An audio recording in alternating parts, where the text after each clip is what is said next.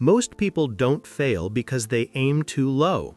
They fail because they tolerate too much. Bad relationships, bad habits, bad environments, bad standards. They let their life decay one compromise at a time and then wonder why everything feels heavy, empty, and misaligned. Naval once said something brutally simple: "I will not accept bad outcomes." And if you understand what he really meant, you will never look at your life the same way again. Because every suboptimal situation you stay in, every person who drains you, every path you know is wrong but keep walking anyway, isn't just wasting your time, it's lowering your entire trajectory. Before we go deeper, pause for just 1 second and ask yourself, what am I currently accepting that is quietly destroying me? If that question hits you, take a moment to subscribe, because these masterclass videos are designed to help you rebuild your life through clarity, standards, and self-mastery. And I don't want you to miss what comes next. Let's begin. Naval's world isn't built on motivation. It isn't built on hype or hustle or inspiration. It's built on clarity. Clarity about who he is, clarity about what he wants, clarity about what he refuses to allow into his life. Most people think success is about addition, more effort, more discipline, more productivity. But Naval would argue the opposite. Success begins with subtraction, removing everything that pulls you off the path, walking away from relationships that drain you, refusing to stay in environments that shrink you, rejecting habits that dim your mind and weaken your spirit. Your life doesn't collapse in a single moment. It collapses through slow erosion. And today, we're here to rebuild your standards from the ground up.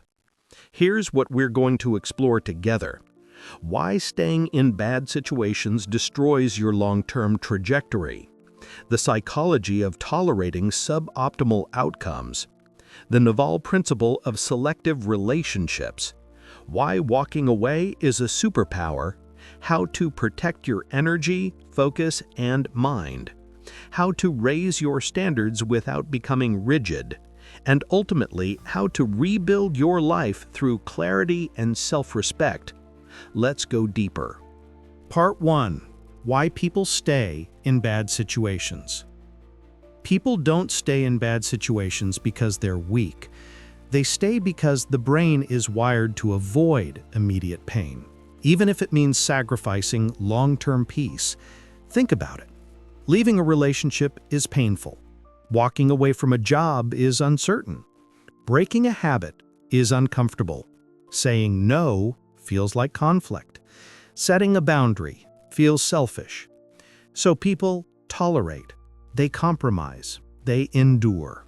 Not because they lack intelligence, but because they fear the short-term discomfort more than the long-term consequence. If you walk into a room that's burning hot, you leave immediately. If you walk into a room that warms up 1 degree every hour, you stay until it becomes unbearable. Life works the same way. We don't run from danger when it grows slowly. You stay in the job that drains you because it wasn't horrible at first. You stay with the partner who hurts you because they weren't like that every day. You stay in the environment that shrinks you because it didn't start that way. Bad outcomes rarely arrive suddenly. They accumulate. And then one morning, you wake up and realize you've been slowly boiling alive. Naval avoids this trap with one rule: if it consistently drains me, it's misaligned. And if it's misaligned, I walk away. Not eventually, not someday, not when it collapses. Early. Because he understands something most people don't. Your time is finite, but the cost of staying is infinite. Exercise number 1, the subtle drain audit. Write down 3 things that drain your energy every week. Now ask, if nothing changed, would I want this in my life a year from now? Your body already knows the answer. If this exercise hits you, take 1 second to like the video, not for vanity, but because it tells YouTube that content like this matters and it helps more people escape the traps they're stuck in. We move deeper. Part 2. The psychology of tolerating suboptimal outcomes. Most people think standards are about desire. They're not. They're about identity. Your standards are not measured by what you want. They're measured by what you continue to tolerate. Why people accept less than they deserve. 1. Fear of being alone. Loneliness keeps more people in bad relationships than love keeps them there. 2. Fear of starting over. A familiar pain feels easier than an uncertain future. 3. Overestimating sunk costs. Time invested does not equal time required. 4. Self-doubt. When you don't believe you deserve better, you never demand better. 5. Emotional inertia. It feels easier to stay than to move, even when staying is killing you slowly. Naval doesn't rely on emotion to choose his environment. He uses clarity. He asks, does this relationship elevate me or drain me? Does this environment expand me or shrink me? Does this situation align with my long-term trajectory? Does this person respect my time and energy? Does this outcome match the life I'm building? If the answer is no, he leaves, no matter how inconvenient, painful, or uncertain it feels, because Naval refuses to fall to the level of what he accepts. Exercise number 2. Identify your tolerance trap. Complete the sentence. I keep accepting blank even though I know it's hurting me. If you feel brave enough, write your answer in the comments. It might help someone who's living the same story. Part 3. The ability to walk away. Naval's superpower. Walking away is hard, but it's also the most powerful form of self-respect. Leaving isn't losing. Staying in the wrong place is losing. Naval's strength comes from this idea: I don't need anything from anyone. Therefore, I can walk away from everything. Why walking away gives you power? It preserves your energy. It protects your time. It reinforces your identity. It aligns your life with your values. It filters out people who don't respect you. It allows new opportunities to enter. It builds internal confidence. When you stay where you don't belong, you send a message to yourself: I can't do better. When you walk away, you send a different message: I choose myself. Imagine a room with a locked door. You sit inside, miserable, waiting for sunlight. But sunlight can't enter, not because it doesn't exist, but because you refuse to open the door. Walking away is opening that door. Yes, it's uncomfortable. Yes, it's cold outside.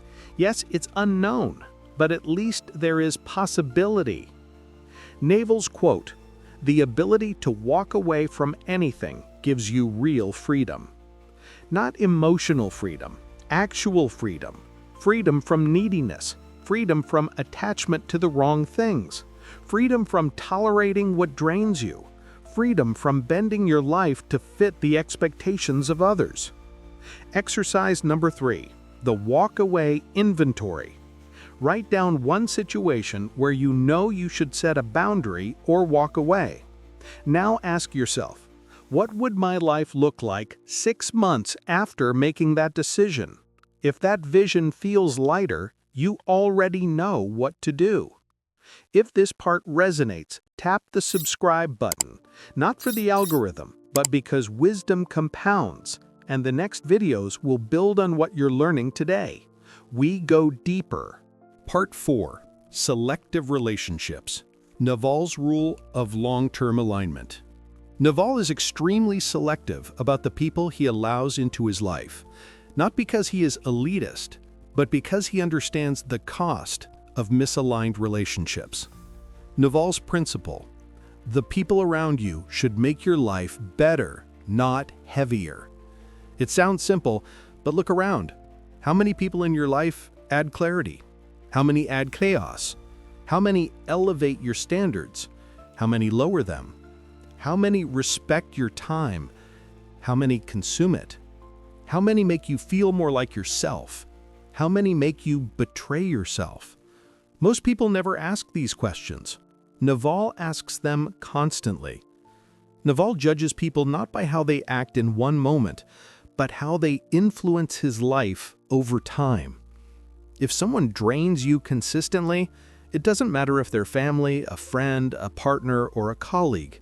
If the long-term effect of the relationship is negative, the relationship is misaligned. Period. Not emotionally, mathematically. Imagine walking through life wearing a weight vest. At first, you don't notice it, but over time, it exhausts you. Some relationships are exactly like that, slowly draining, barely visible, but heavy. And the moment you take that vest off, you realize it wasn't part of you. It was holding you down.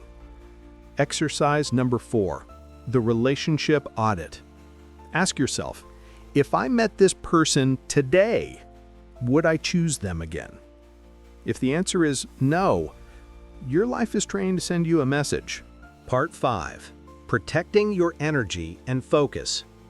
Naval's energy is protected the same way wealthy people protect their assets, with strict boundaries and zero tolerance for nonsense. To Naval, energy is not emotional. It's strategic.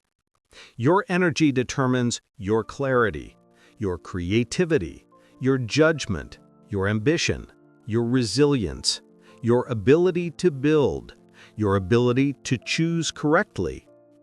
Energy is the foundation of self-mastery. And bad outcomes, bad people, bad environments, bad habits are energy parasites. Why energy matters more than discipline. You can be disciplined, but if your energy's low, your discipline is weak. You can be motivated, but if your energy's drained, your actions are inconsistent. You can be ambitious, but if your energy's scattered, your focus is broken. Energy is the multiplier. This is why Naval is ruthless about what he allows into his life. If it drains him, it goes. If it distracts him, it goes. If it misaligns him, it goes. Not later, not someday, now. Imagine trying to fill a bucket full of holes. You can pour as much water as you want. It will never stay full. Your energy works the same way. You can meditate, journal, go to the gym, read every self-help book. But if you keep accepting the things that drain you, you'll never feel whole. Exercise number 5, the energy filter. Write down 3 things that drain your energy. Now write 3 things that restore it. Your next decision should be simple. Do more of the second, do less of the first. No justification needed. Conclusion: raise your standards or lower your life. Let's bring everything together. You don't rise to the level of your goals. You fall to the level of what you accept. Your life is shaped not by your ambition, but by your tolerance. You cannot attract a higher quality of life while accepting a lower quality of standards. You cannot build a better future while staying loyal to things that hurt you. You cannot evolve while holding on to situations that drain you. This is Naval's ultimate truth. The ability to walk away from suboptimal situations is the foundation of a free life. So ask yourself one final question, the one that may change everything. What will I stop accepting today. If this video gave you clarity, subscribe to the channel. Not because you should, but because you deserve to fill your mind with wisdom that elevates you, not noise that drains you. And leave a comment telling me the one thing you're walking away from. Your answer might be the reason someone else finally finds the courage to do the same. If you want to go deeper, tap the video on your screen about raising your internal standards. It's the natural continuation of this masterclass, and it will change the way you see yourself. Thank you for being here. Until next time, protect your energy, elevate your standards, and refuse bad outcomes.